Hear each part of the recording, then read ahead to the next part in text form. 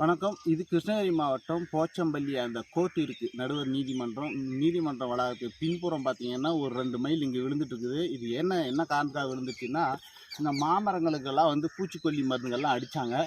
மாமரம், இந்த மக்காச்சோளம் இதுக்கெல்லாம் பூச்சிக்கொல்லி மருந்து அடித்தாங்க. அந்த பூச்சிகள்லாம் கீழே விழுந்ததெல்லாம் இது சாப்பிட்டுச்சு. இது சாப்பிட்றதுனால இப்போ என்ன ஆச்சுன்னா, இது மயக்கம் போட்டு விழுந்துச்சு. இது சுவாச கோளாறெல்லாம் பாதிக்கப்பட்டு இது வந்து அந்த நுரையீரல்லாம் சத்தமாக வருது. இன்னும் 2, 3 மைல் அங்கே விழுந்துருக்குது.